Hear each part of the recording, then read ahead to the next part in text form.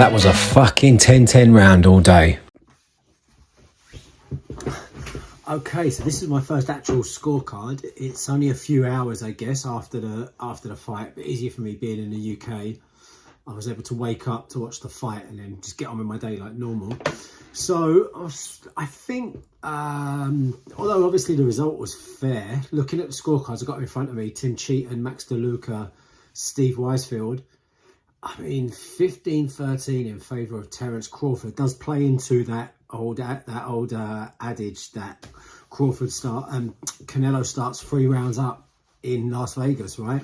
I mean, I had it at like quite a whitewash actually towards Crawford. I'll break down the rounds in a bit and edit in the scorecard about here somewhere so that it's there. But I can't even get to it to remind myself of the cards because it's on the phone I'm using to record this. I can't remember, so I'm just not gonna do it. I'm just gonna get through it, just get through the rounds. So round 1, I had it Crawford takes centre of the ring, firing the jab and setting the tempo. Generalship, defence, attack are all sharper than Canelo. Canelo isn't busy enough yet, so I think it's an easy round for Crawford.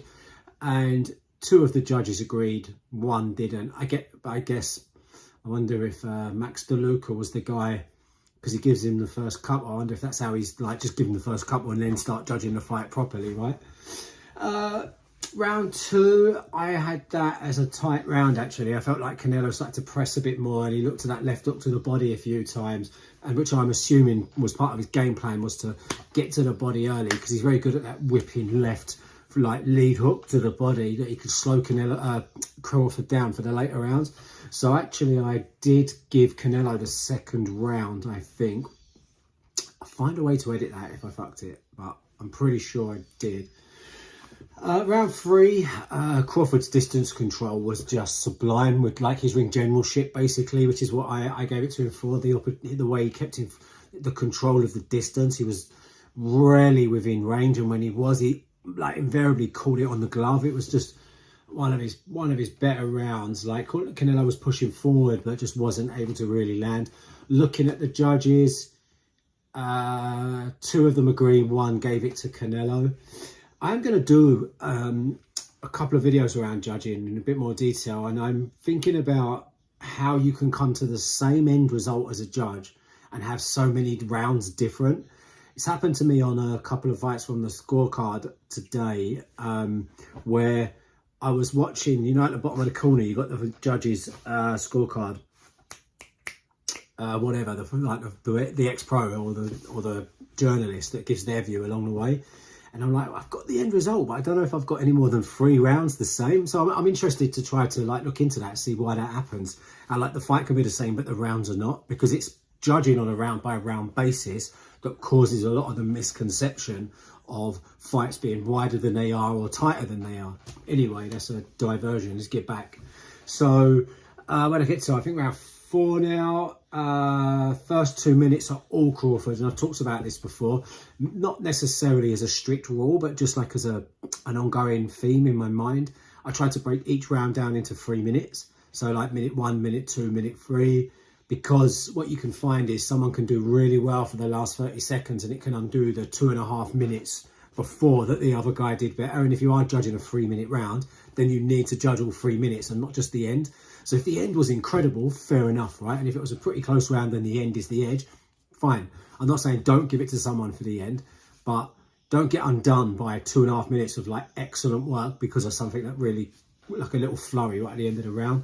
So yeah, first 2 minutes all Crawford, clean combinations, but Canelo comes alive late, landing the right hand.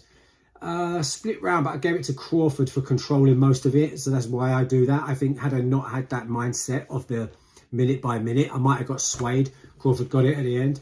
If we look at, it didn't actually happen in the fight. They all did give that to Terence Crawford, fair enough. Round 5, found that one of the hardest to score. Both had moments, neither dominated. Could have been a 10-10 round, but I think in the end I give it to Canelo, and you can see here that 2 of the judges gave it to Canelo as well, 1 giving it to Crawford. Round 6, best round yet for Crawford, and that was that comes up in the fight again, where when Canelo does have a good round, Crawford comes straight back in the next round. And it's something I talk about him a lot. Usyk does really well. If you get any sort of lead or any sort of edge over him, you better be prepared for what's coming in the next round, because he's ready to get and grab that back. So round 6, best round for Crawford by far, and he did do this I think at least once more. After a good Canelo round, Crawford just comes back and really has a strong round, and it's a sign of a champion, I guess, and the sign of a great boxer. Usyk's also very good at that. You know, if you do have a good round against Usyk, you better be prepared for the next one, because there's a high probability that that next round's going to be tough for you.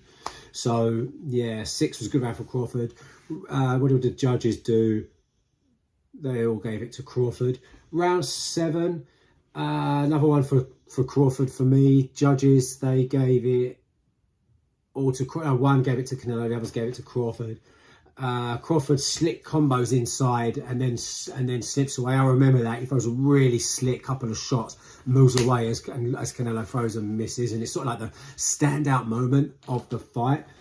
Canelo is getting to Crawford at this point, but not really with point scoring shots. He's hitting his arms a lot, and obviously that's part of Crawford's defense, so that's also in the favor of Crawford when scoring the fight.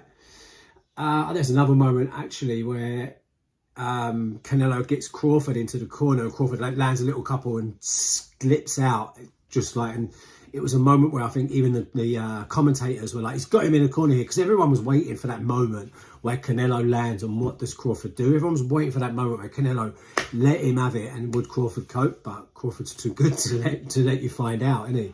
Do you know what I mean? So then we go on to round 8. Yeah, I had Canelo nick that. He had cleaner, more eye-catching shots. It was a close one, but I gave it to Canelo. That's round 8. Round 8, all 3 judges agree and gave that one to Canelo. Fair enough. I'm guessing that was obvious then. Round 9, early exchange goes to Crawford. Sharp and accurate. This is when he has the head cut, and actually after that he is a little bit disjointed, and he loses his rhythm a little bit for a while, but still Crawford's clean work gets the nod. And I can see here that 2 of the 3 judges agree. Round 10, Canelo has a big right hand, and he shakes Crawford a little bit. And over the 3 minutes is more effective overall, is what the notes I've made to myself. Crawford responds well, but Canelo edges it. And then that was 10. And if we look at 10, pretty much 2 of the 3 judges agree there. Okay. Round 11, this is Crawford's best round. I vividly remember this round. Crawford put on a masterclass, and this is what I mentioned earlier. So Canelo has a good round, Crawford has a great round.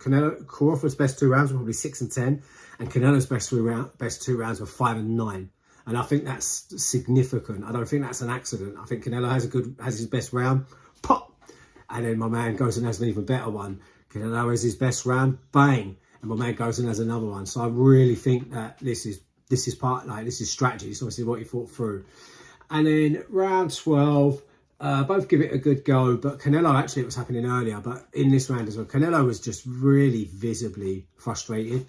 Like, he was really visibly worried about this. He just looked absolutely frustrated and just downtrodden at times. Like, he was literally just like huffing and puffing, and like it was not fair. Do you know what I mean? Like, a little bit like a petulant child for a moment, although I can't really call Canelo a petulant child. He's not one of the best boxers that ever lived, but do you know what I mean? Like, it felt a bit like that. So I give that one to Crawford. So yeah, that's how I summarise the rounds. So I have Crawford winning this quite clearly, quite a wide margin. I do think that there's a few rounds there that Canelo got just for being Canelo, to be honest. I don't really think he did a great deal. I don't really think he did a huge amount to deserve the as many rounds as he got. But as long as the right man won, you can sort of let it go.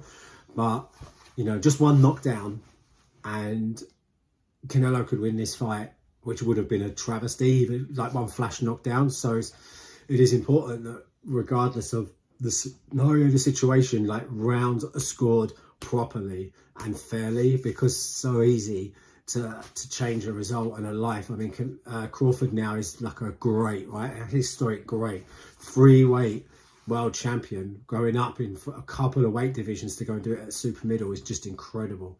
So yeah, brilliant, nice one. Okay, so if you've made it to the end, like, subscribe, leave a comment, leave your scorecard. Let's debate. Nice one.